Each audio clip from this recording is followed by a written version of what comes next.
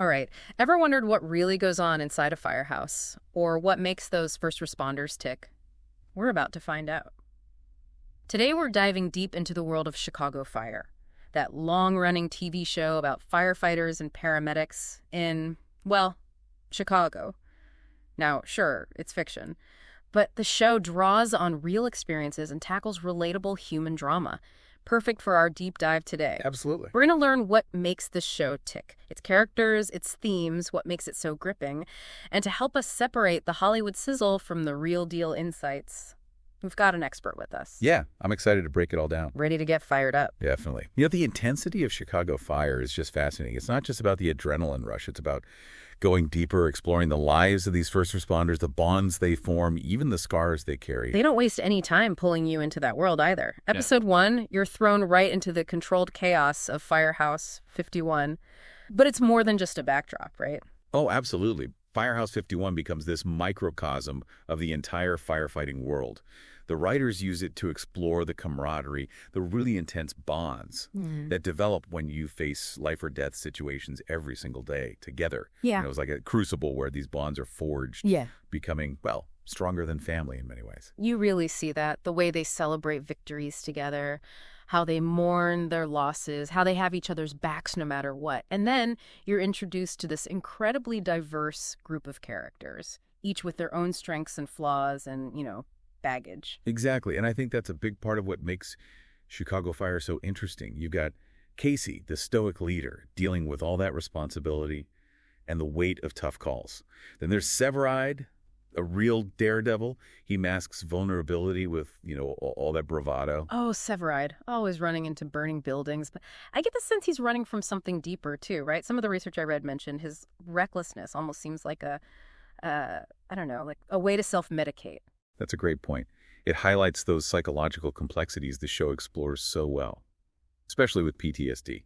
It's not always flashbacks and nightmares. Sometimes it shows up as risk-taking or even trouble connecting with people. And they don't shy away from showing how it affects their personal lives. Like that scene where Casey completely shuts down emotionally.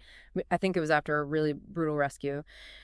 His partner, Gabby, tries to connect with him, but he can't or won't let her in. That scene is so powerful because it shows how trauma from the job spills over into everything. It's not just about the physical danger. It's that heavy emotional burden they carry. And that can be so isolating, even for the people who love them. It's true. You see it with Chief Bowden, too. He's the rock, that steady presence for everyone else. But you see the cracks, especially when he loses a member of his team. It's like even the strongest ones are vulnerable to that emotional fallout.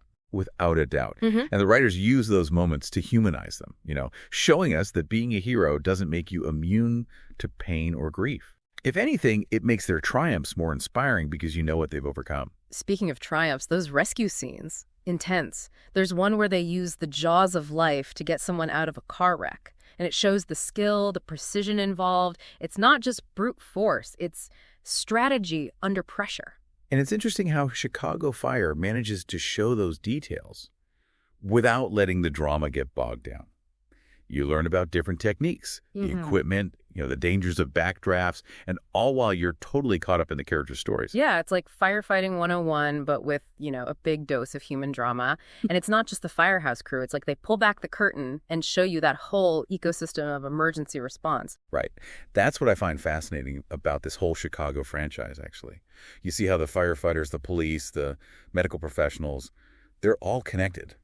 What one does affects the others. It creates this really realistic, interconnected world, just like how emergency services actually collaborate. Like that crossover event where a huge fire leads to a crime scene and then, bam, the victims end up at Chicago Med. It really shows you the scope, the complexity. And it reinforces that in real life, these things don't happen in isolation. Emergencies involve so many different people working together. Sometimes they clash, sometimes they collaborate, but the goal is always to save lives and restore order. But even beyond the crazy situations, Chicago Fire isn't afraid to show the less exciting but just as important stuff. You're right. The show sheds light on all those things. The paperwork, budget issues, internal politics, things first responders have to deal with every day. It adds a level of realism and makes their struggles that much more complex. Like that story where they're facing budget cuts. They're forced to make really tough choices about staffing and equipment. It makes you think about the real-world impact of those choices. How can these heroes do their jobs if they don't have what they need? Exactly. It raises questions about how much we actually value these services and if we are giving enough support to the people risking their lives for us. So we've got action, drama, real-world insights, even some social commentary, all woven into Chicago Fire. No wonder people have loved this show for so long. It's more than just entertainment. It's a window into a world most of us only see from a distance. And that's what makes it so compelling, right? We connect with the people behind the heroism, we see the sacrifices, the complexities, and we gain a deeper appreciation for their dedication. Well said. But what about the characters themselves? Such an interesting mix of personalities. I'd love to hear your take on some of those fan favorites. I'm happy to dive into that. Let's start with Sylvie Brett, the paramedic, who brings a unique blend of compassion and strength to Firehouse 51. She's a fascinating character, Sylvie. She represents a different kind of strength, that quiet resilience you don't always see in these high-pressure jobs. It's true. She's not running into burning buildings or throwing punches, but she's dealing with life-and-death situations every single day, comforting victims, making those split-second decisions in the ambulance. And she does it all with so much empathy, so much grace. And what's interesting is how the writers show her vulnerabilities, too. Yeah. We see her self-doubt, her anxieties about making the right call, the emotional weight of seeing so much pain. It gets to her. Like that episode where she can't shake the death of that young patient. Really shows how those losses affect even the most compassionate caregivers. And it brought up that conversation about mental health support for first responders, something we don't talk about enough, to be honest. Absolutely. And then you have Joe Cruz. He brings this completely different energy to the Firehouse. He's like the heart and soul of that team, always there to lighten the mood. Cruz, he's the one with the shoulder to cry on, the joke at just the right time. He's a great example of how humor can be a coping mechanism, in those high-stress situations. It's a way to deflect, to release tension, to remind everyone that there's still room for laughter, for camaraderie in the middle of all the chaos. Yeah, and yet under that playful surface, he's dealing with his own stuff, survivor's guilt, anxiety about becoming a father, the expectations from his family, from the Firehouse. It's interesting how the show balances those lighthearted moments with the really serious stuff. It's not all doom and gloom, but it doesn't sugarcoat things either. That balance is what makes it relatable. These characters, they're heroes, sure, but they're also human. They go through it all. Joy, grief, love, loss, just like the rest of us.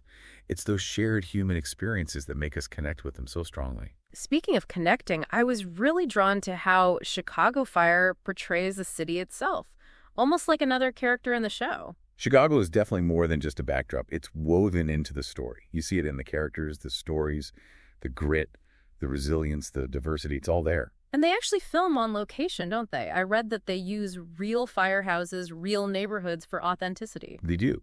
Yep. And that allows them to address those social issues that are specific to Chicago. Gang violence, poverty, racial tensions, even political corruption. They don't shy away from any of it. Like that episode where they respond to a fire in a low-income neighborhood and then have to deal with a gang shooting aftermath. It shows the challenges that communities face when they're often ignored or overlooked. Exactly. And it shows how first responders are often on the front lines of those social issues. They see firsthand the impacts of poverty, inequality, systemic racism. It's a reminder that their job goes way beyond putting out fires. It's about serving the community, building trust, and advocating for those who need it, all while dealing with their own struggles and that constant danger. One thing that really impresses me about Chicago Fire is their commitment to getting it right. Not just the firefighting techniques, but the emotional and psychological side of the job, too. I was reading about that, how they consulted with real Chicago firefighters and paramedics, even trauma therapists, to make sure they were portraying things accurately. And you could see it. The way they depict PTSD, for instance, it's nuanced, real. It's not always about one big event. It's the constant stress, the exposure to death and suffering. It wears you down over time. Yeah, like that scene with Herman, that veteran firefighter. He has this panic attack seemingly out of nowhere.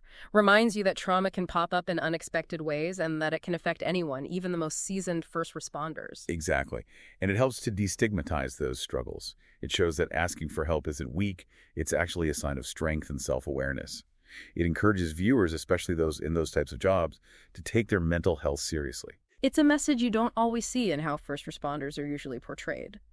Chicago Fire manages to entertain, educate, and give us a peek into this world that's both fascinating and so important.